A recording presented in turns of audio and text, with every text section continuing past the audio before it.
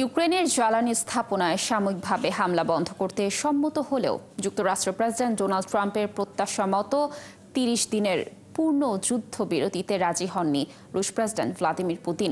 Donald ট্রাম্পের সাথে Vladimir পুতিনের দীর্ঘ ফোনালাপের পর হোয়াইট হাউস এক বিবৃতিতে এ তথ্য জানিয়েছে। আরও জানাচ্ছেন মনিরুজ্জামান বাবু।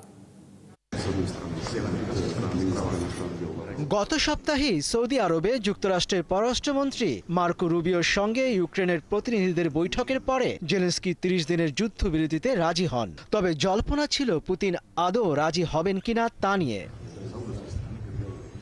ট্রাম্পের সঙ্গে চলা দীর্ঘ ২ ঘন্টার ফোনালাপে রাশিয়ার প্রেসিডেন্ট আপাতত ইউক্রেনের জ্বালানি স্থাপনাগুলোতে হামলা না করার সিদ্ধান্ত নিয়েছেন। ক্রেমলিনের বিবৃতিতে বলা হয়েছে, প্রেসিডেন্ট পুতিন ট্রাম্পের একটি প্রস্তাবে সম্মত হয়েছেন। প্রস্তাব অনুযায়ী রাশিয়া ও ইউক্রেন পরস্পরের শক্তি অবকাঠামোতে আঘাত হানবে না এবং এই বিষয়ে ৩০ দিনের একটি যুদ্ধবিরতি কার্যকর হবে। পুতিন এ সংক্রান্ত আদেশ রাশিয়ার সামরিক বাহিনীকে দিয়েছেন বলেও ক্রেমলিনের বিবৃতিতে উল্লেখ করা হয়েছে। তবে সম্প্রতি সৌদি আরবে ইউক্রেনীয়দের সাথে ট্রাম্পের প্রশাসন যুদ্ধবিরতি অর্জনে মাসব্যাপী যে কাজ করেছে তাতে স্বাক্ষর করতে অস্বীকৃতি জানিয়েছেন রুশ প্রেসিডেন্ট। তিনি বলেছেন, ইউক্রেনের সাথে বিদেশি সামরিক সাহায্য এবং গোয়েন্দা তথ্য ভাগাভাগি বন্ধ হলেই কেবল ব্যাপক ভিত্তিক যুদ্ধবিরতি কার্যকর হতে পারে।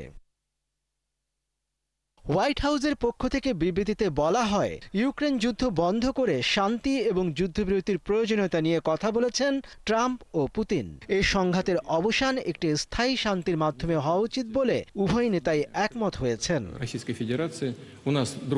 হোয়াইট হাউস আরও জানিয়েছে, কৃষ্ণ সাগরে সামুদ্রিক যুদ্ধবিরতি বাস্তবায়ন, পূর্ণ যুদ্ধবিরতি ও স্থায়ী শান্তির বিষয়ে কারিগরি আলোচনা শুরুর ব্যাপারে তাঁরা মত দিয়েছেন।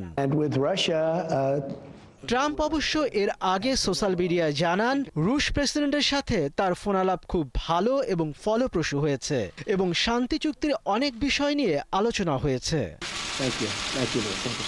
এদিকে ট্রাম্প ও পুতিনের ফোনালাপে জ্বালানি অবকাঠামোতে হামলা না করার বিষয়টিকে স্বাগত জানিয়েছেন ইউক্রেনের প্রেসিডেন্ট ভলোদিমির জেলেনস্কি। তবে পূর্ণাঙ্গ যুদ্ধবিরতি নিয়ে পুতিনের আপত্তির সমালোচনা করেন তিনি।